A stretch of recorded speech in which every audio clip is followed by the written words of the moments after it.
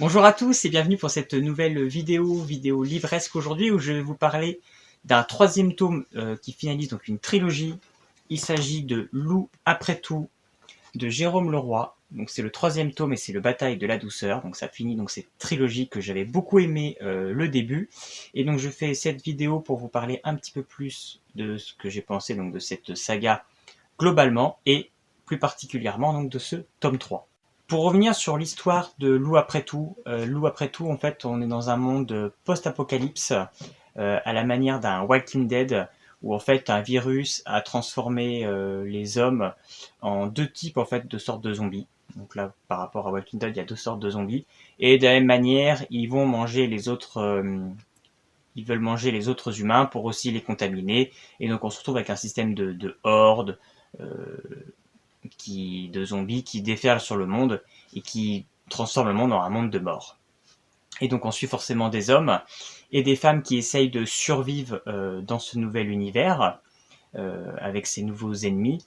Et on suit donc la jeune Lou, qui est donc une jeune fille on ne sait pas quel âge elle avait au début, donc 4-5 ans, qui est sauvée par Guillaume, un adulte qui avait 18 ans, quelque chose comme ça, quand il doit la sauver.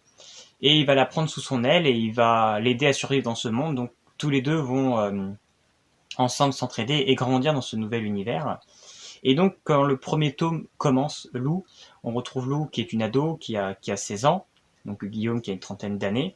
Et on va apprendre à travers eux et à travers l'histoire de Guillaume de qu'est-ce qui a entraîné en fait la création de ce virus et le basculement en fait du monde dans cette horreur.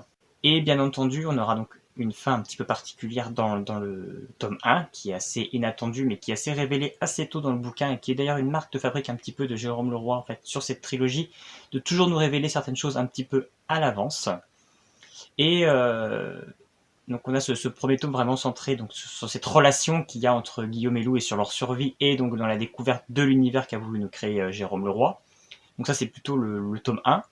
Dans le tome 2, on suit encore les périples de Lou, qui va donc plutôt découvrir un nouvel aspect en fait de cet univers, l'aspect en fait des communautés.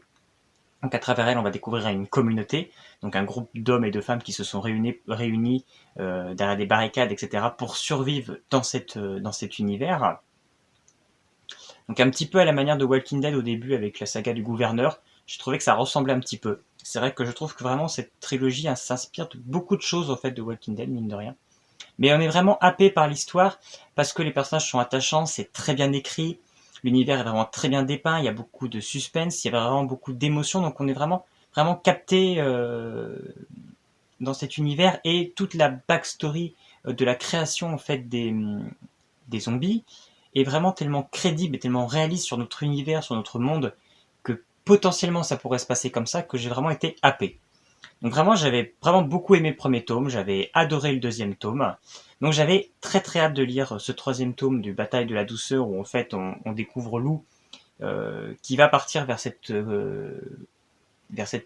colonie en fait qui s'appelle la douceur, qui semblerait serait un havre de paix et de joie dans ce monde complètement plongé dans l'enfer. Et bon voilà, sans vouloir spoiler pour pas vous gâcher votre envie de lire cette saga, j'ai été assez déçu de ce troisième tome par rapport aux deux premiers. Ce troisième tome pour moi n'apporte pas grand chose de neuf. Il y a quasiment pas de suspense au final.